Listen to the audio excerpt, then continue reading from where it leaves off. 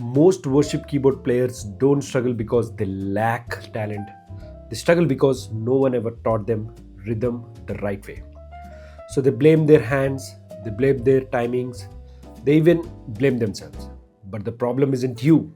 Let me show you the three real reasons worship keyboardists struggle with rhythm and how to fix them starting today.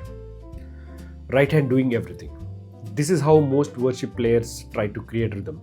Everything is happening in the right hand: chords, movement, rhythm, emotion, all at once. That's why you feel unstable.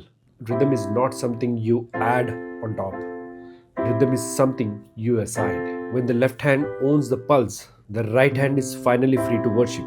Not chase time, not rush, not panic. Left hand is equal to time, right hand is equal to expression. That one change fixes more rhythm problems than any exercise.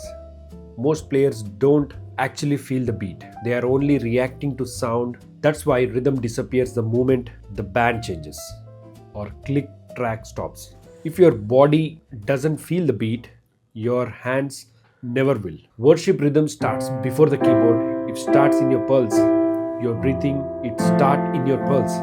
Your breathing, your awareness of time. When you feel time internally, your playing automatically becomes confidence, even with simple chords. This is rhythm played with the eyes. Perfect but lifeless. Worship rhythm doesn't follow grids, it follows breath, space, weight, release. When you stop counting every note and start feeling the phrase, your rhythm becomes musical and spiritual. I have written all of this rhythm foundation into a free worship chord cheat sheet that has exact timing patterns which I teach my students. If rhythm has been your struggle, start there. The link is in description and in the comment section.